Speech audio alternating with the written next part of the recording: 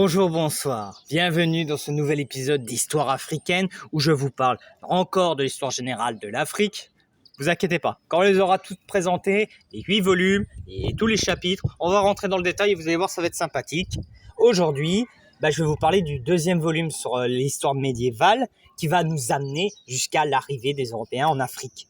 Et je commence par une citation de Johan Huizinga. Chaque époque laisse plus de traces de ses souffrances que de son bonheur. Ce sont les infortunes qui font l'histoire. J'aime bien cette citation qui est entre le pessimisme et une réflexion sur le fait que, les traces de nos souffrances, nous faisons tellement mal, ça laisse une trace plus présente que le bonheur qui s'envole si facilement. Et oui, les infortunes font l'histoire. La majorité des événements historiques, c'est des accidents. Mauvaise rencontre, mauvais endroit, mauvais moment. Alors, comme je vous ai dit, là on part de l'an 1000 jusqu'à peu près 1600, mais c'est bien parce que je dois parler de l'Empire Songhai. Alors, 1100, c'est l'avènement des royaumes Haoussa, Mossi et l'expansion des premières cités-États Swahili. Ces États vont être importants parce que Haoussa et Mossi vont résister jusqu'à la colonisation, c'est-à-dire fin du 19e siècle.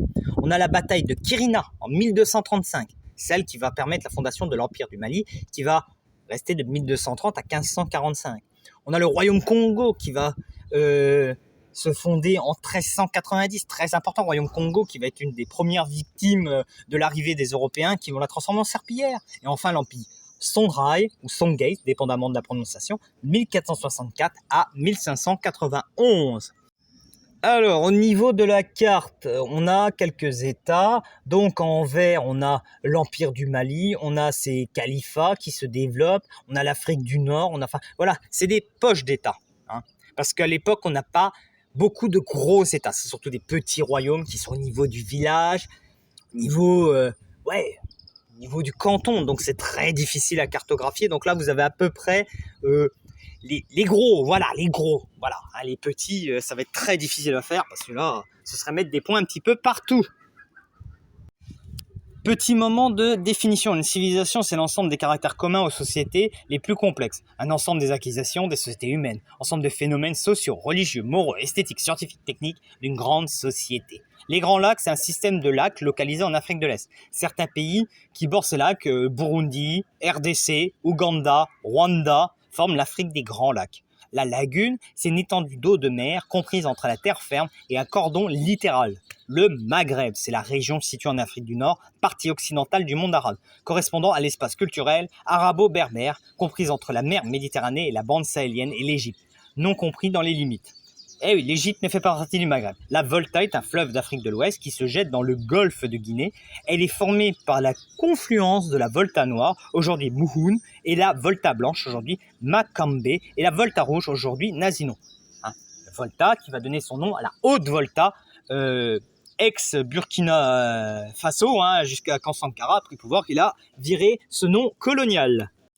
Alors, quel plan on va suivre ? Déjà, on va voir les objectifs poursuivis par ce volume et par le cours qu'on pourrait proposer, le plan et enfin une méthodologie. Déjà, ça va être l'étude des grandes civilisations. Oui, je sais, c'est discriminant parce qu'il y a plein de petites civilisations fort intéressantes, mais les grandes civilisations sont celles qui nous ont laissé le plus de matière pour faire de l'histoire. Une étude régionale et enfin la place de l'Afrique. Donc, quand on parle de grandes civilisations, on va parler des Almohades, des Mali, des Sandrai, du Maghreb, des Haouassa.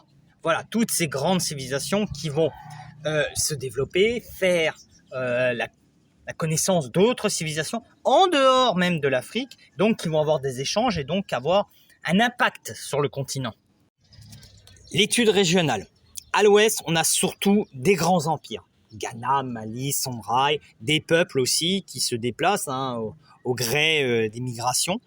Centrale, l'Afrique centrale, là aussi très intéressante. Au nord, on est ouvert sur l'islam parce qu'on fait vraiment partie de ces empires musulmans à l'époque. Et à l'est, une ouverture sur l'Asie parce qu'il ne faut pas oublier que l'Afrique a été très ouverte sur l'Asie, notamment l'Afrique de l'Est.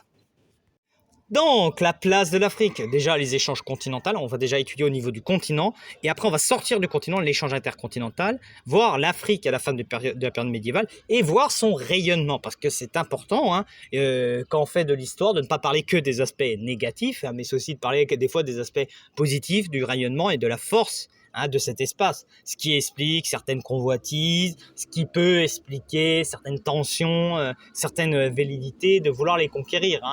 Une fois que tu attires les regards sur toi, tu as une cible sur le dos. Quel plan nous allons suivre? Déjà, on va faire une petite introduction. On va voir le Maghreb, l'unification sous les Almohades qui vont unifier cet espace, le rayonnement de la civilisation maghrébine et impact sur la civilisation occidentale. On va voir sa désintégration au niveau de son unité politique, société au Maghreb après la disparition des Almohades, le Mali et la deuxième expansion mandéenne, le déclin de l'empire du Mali. Ça, parce que ça monte et ça descend, c'est l'histoire, c'est les montagnes russes. On va voir après les Songhai, du XIIe au XVIe siècle, les peuples et royaumes de la boucle du Niger et du bassin des Volta, les royaumes et peuples du Tchad, les Zawassa et le Soudan central, les peuples côtiers et leur premier contact avec les Portugais, de la Casamance aux lagunes ivoiriennes, des lagunes ivoiriennes à la Volta, c'est-à-dire qu'on va continuer notre petit voyage en Afrique de l'Ouest, on va voir de la Volta au Cameroun. On va voir l'Égypte dans le monde musulman, la Nubie entre le XIIe et le XVIe siècle, le Corne de l'Afrique, l'essor de la civilisation swahili, entre la côte et les Grands Lacs, la région des Grands Lacs, le bassin du Zambèze et le Limpopo.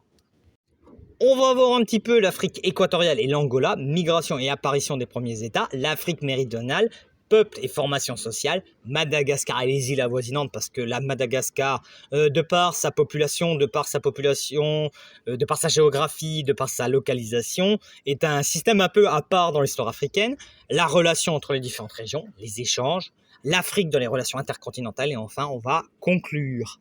Niveau méthodologie, on va voir la politique, on va voir l'économique, on va voir le culturel. On va être aussi dans une vision un peu plus multiscalaire. On va jouer un petit peu sur les jeux d'échelle. On va passer de la petite région à la grande région, ce qui va nous permettre de saisir toutes les petites subtilités. En conclusion, ce cours permet de voir l'étude du Maghreb, les empires sahéliens, le peuple de la côte, les peuples de l'intérieur et enfin toutes ces questions de relations.